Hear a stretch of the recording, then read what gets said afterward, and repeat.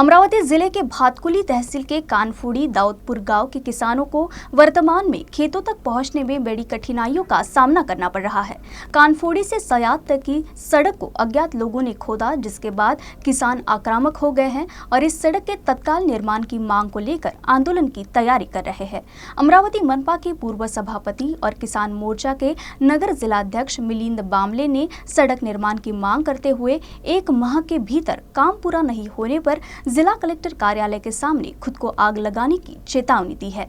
अमरावती जिले के भातकुली तहसील में कानफोड़ी से सयात तक की सड़क का उपयोग स्थानीय किसान पिछले 100 वर्षों से अपने खेतों तक आने जाने के लिए करते आ रहे हैं।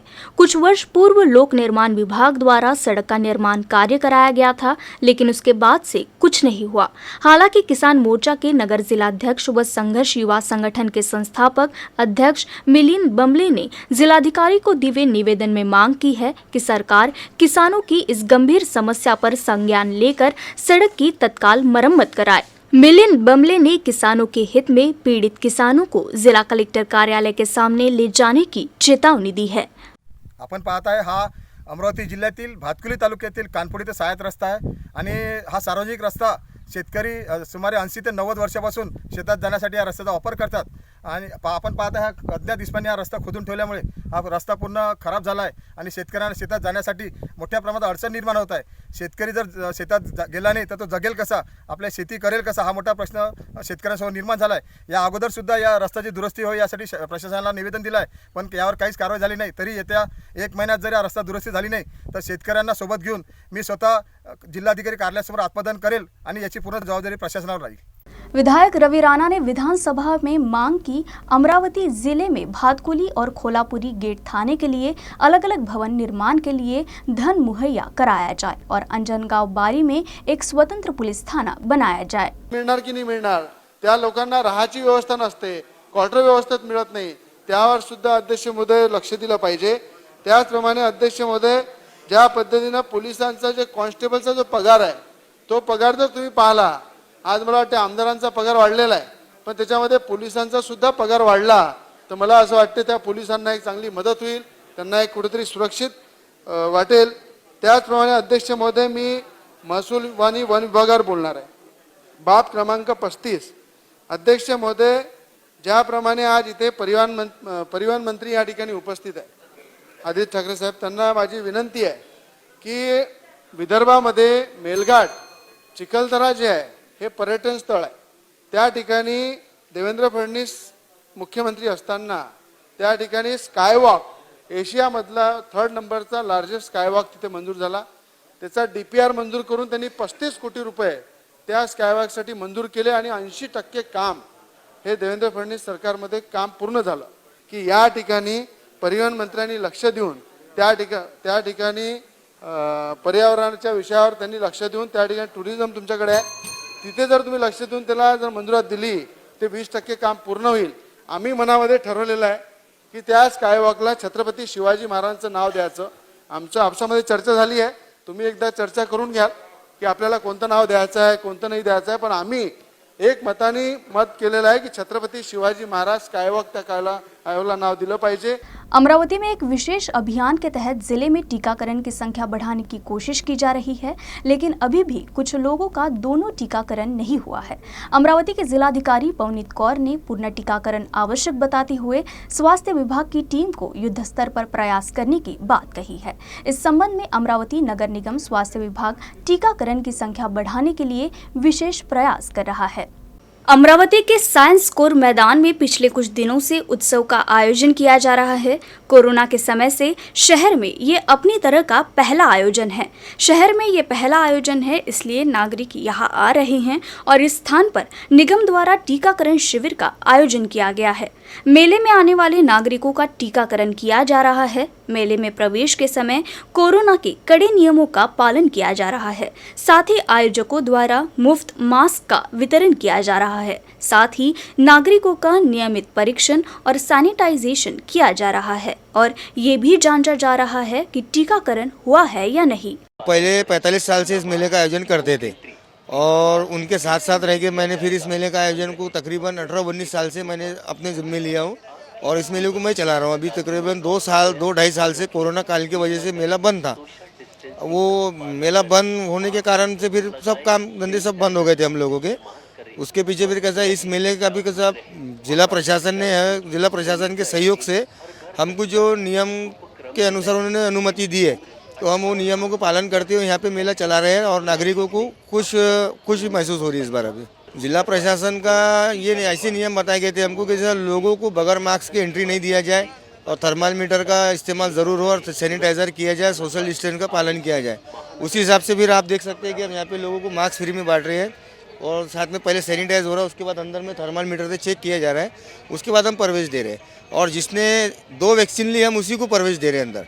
किसी ने अगर एक बोलता है कि 1 वैक्सीन लिया है मैंने, तो हम एक वैक्सीन वाले को प्रवेश नहीं है, जिसके 2 वैक्सीन हुए उसको अंदर अनुमति। फिलहाल अमरावती शहर में 21 टीकाकरण केंद्र है और 5 मोबाइल वैन टीम के जरिए टीकाकरण अभियान चलाया जा रहा है। इसके साथ ही अब सार्वजनिक कार्यक्रम में भी टीकाकरण शुरू किया गया। विदर्भ में पहली बार इस तरह के उत्सव में टीकाकरण शिविर का आयोजन किया गया है। कारण मागच्या 1.5 ते 2 वर्षापासून कुठलाही उत्सव किंवा कुठलाही काही ह्या कोरोनामुळे झालेला नाही आहे, पण ही पहिली वेळ आहे की सायन्स कोर मैदानावर हे एक मेळावा भरवण्यात आलेला आहे आणि त्याचा संधी घेऊन ज्या लोकांनी पहिला किंवा दुसरा डोस पण घेतलेला नाही आहे अशा लोक पण सुटू नये हा आमचा उद्देश होता। त्याच्यामुळे माननीय आयुक्त यांच्या परवानगीने आम्ही इथे ही मोबाईल व्हॅन इथे ठेवलेली आहे आणि त्यात ज्या लोकांनी पहिला किंवा दुसरा डोस घेतलेला नाही त्यांना आम्ही आवाहन करून त्यांना इथे आम्ही कोरोनाचं वॅक्सिनेशन करण्याचा प्रयत्न करतो आहे। बऱ्यापैकी आहे, पण बरेचशा मोस्टली लोकांनी डोस घेतल्याचं आम्ही त्यांना चेक करतो आहे। आमची डॉक्टर मंडळी पण सोबत जवळजवळ 5 डॉक्टर आहोत आम्ही आणि आमचा एक डाटा एंट्री ऑपरेटर आहे आणि आम्ही प्रत्येकाला विचारतो की बा तुमचा पहिला डोस झाला आहे का, दुसरा डोस झाला आहे का, दाखवा आम्हाला आणि त्यांचं वॅक्सिनेशन सर्टिफिकेट दाखवा। आणि ज्यांचा पहिला झालेला आहे आणि त्यांना 84 दिवसापेक्षा जास्त झालेला पण दुसरा डोस घेतलेला नाही आहे त्यांना आम्ही इथे येऊन त्यांना डोस देण्याचा प्रयत्न करतो। आणि काही अशी आहेत मिळतात आहे की ज्यांनी पहिलाही नाही मिळाला किंवा घेतलाच नाही, तर त्यांना पण आम्ही प्रवृत्त करून पहिले तुम्ही डोस घ्या आणि नंतरच मेळाव्यामध्ये आतमध्ये जा असं त्यांना आवाहन करतो आहे। कोरोना काल के दौरान इस तरह की सभाओं को पूरी तरह से बंद कर दिया गया था और जिला प्रशासन द्वारा किसी भी आयोजन की अनुमति नहीं दी गई थी। लेकिन अब कोरोना से बचाव के सभी नियम का पालन करते हुए इस तरह के आयोजन कई छोटे व्यापारियों के व्यापार को बढ़ाने में भी मदद कर रहा है। Arun Joshi, UCN news, Amravati. नागपुर से मुंबई के बीच बनने वाले समृद्धि महामार्ग को दिसंबर महीने में शुरू करने का दावा किया गया था, लेकिन अभी भी कुछ काम प्रलंबित होने की वजह से इस दावे को पूरा नहीं किया जा सका।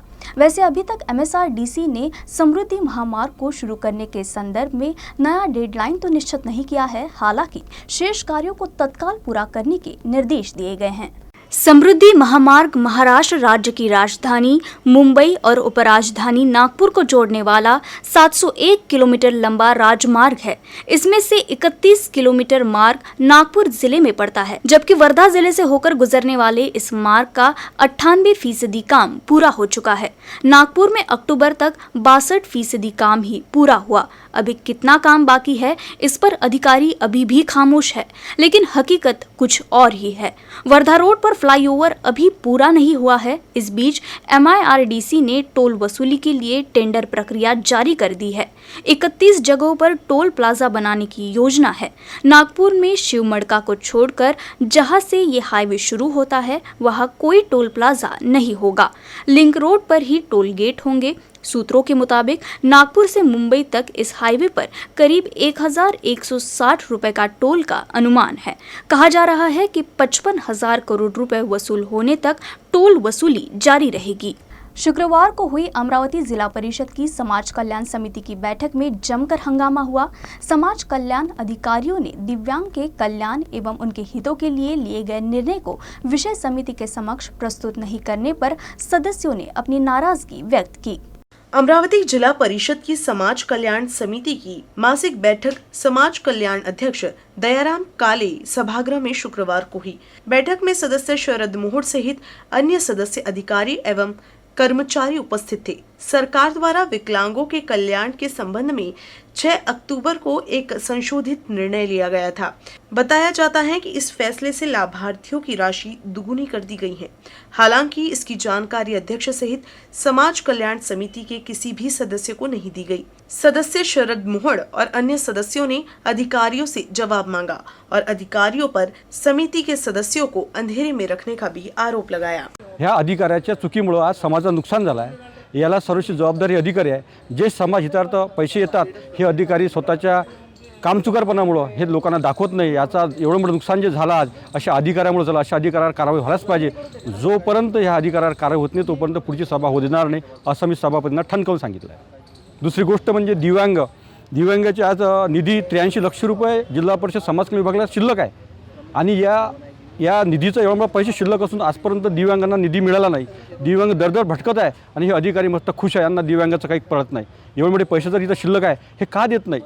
अशा कामचुकार अधिकाऱ्यावर कारवाई का करत नाही? मला असं वाटते की हे अधिकारी अपंगाविषयी का दलिताविषयी हे उदासीनतेचं धोरण वापरत आहे। अशा अधिकाऱ्यांवर कारवाई झाली पाहिजे असं मला वाटते। आज महिलाएं हर क्षेत्र में आगे बढ़ रही है। रेलवे विभाग के तनावपूर्ण काम को महिलाएं बखूबी अंजाम दे रही है।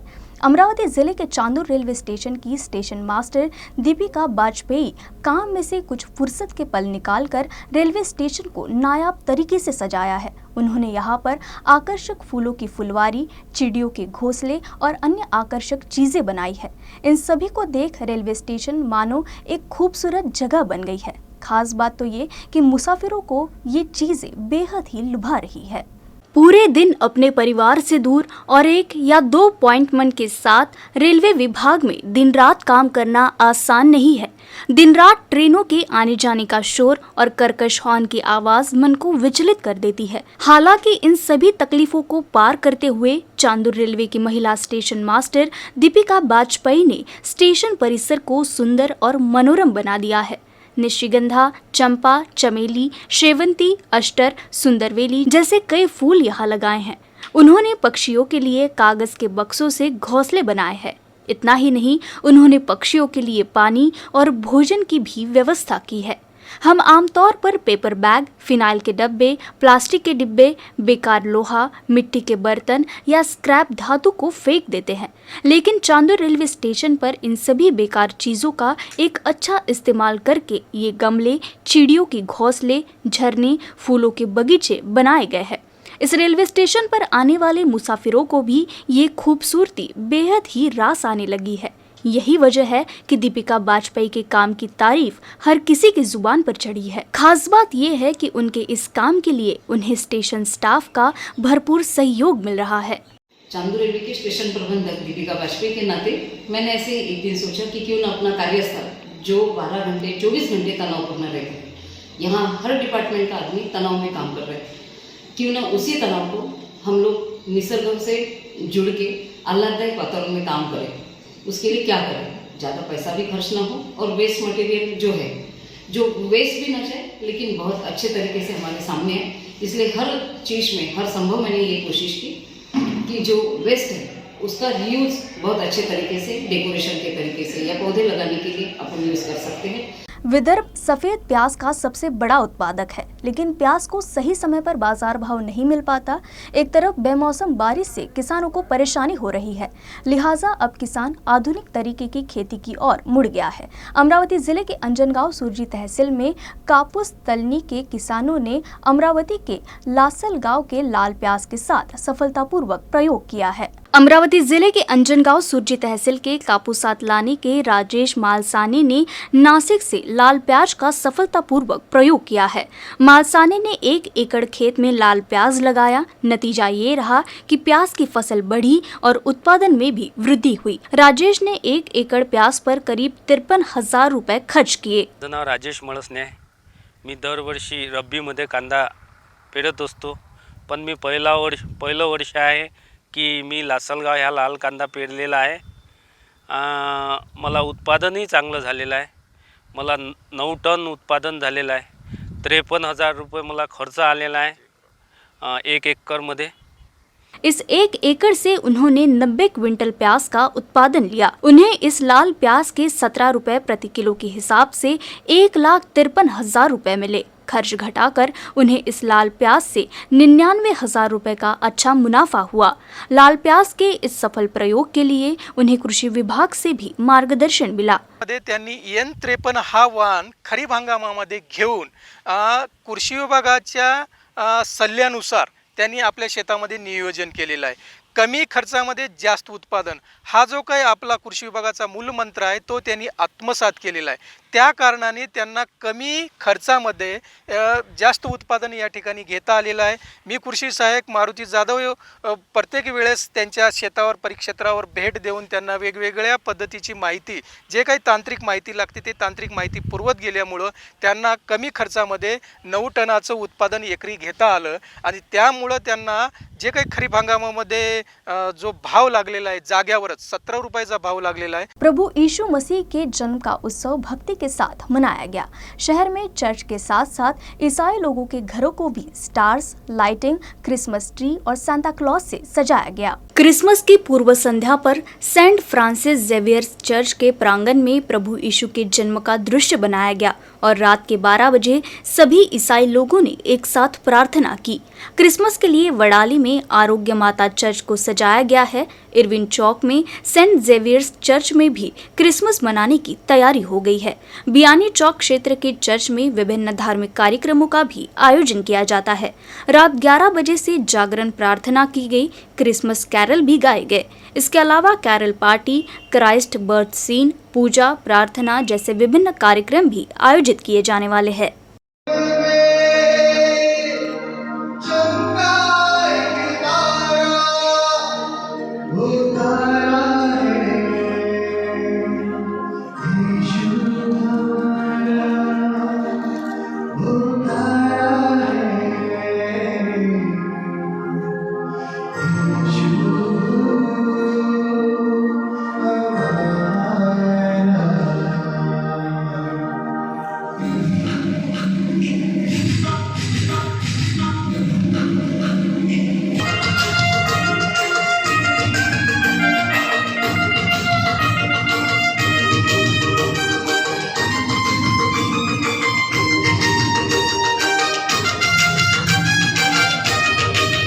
प्रभु यीशु मसीह के जन्म दिवस पर क्रिसमस के अवसर पर अमरावती में विविध आयोजनों में लोग उत्साह से शामिल हुए।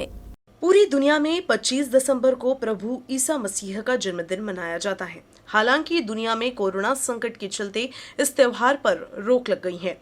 सरकार द्वारा हाल ही में नए नियम जारी करने के कारण इस वर्ष भी इस पर्व को सादगी से मनाने की अपील की गई है। अमरावती में भी कोरोना नियमों का पालन करते हुए क्रिसमस मनाया गया। चर्च को खूबसूरती के साथ सजाया गया था। इस समय यीशु के जन्म का दृश्य भी साकार हुआ। क्षेत्र को आकर्षक रोशनी, गुब्बारों और फूलों से भी सजाया गया था। क्रिसमस को लेकर ईसाई बंधु काफी उत्साहित थे। इस अवसर पर 21 दिसंबर से 2 जनवरी तक अमरावती स्थित इंडियन बैकेट्स बैपटिस्ट चर्च में विभिन्न धार्मिक और सांस्कृतिक कार्यक्रमों का आयोजन किया गया है।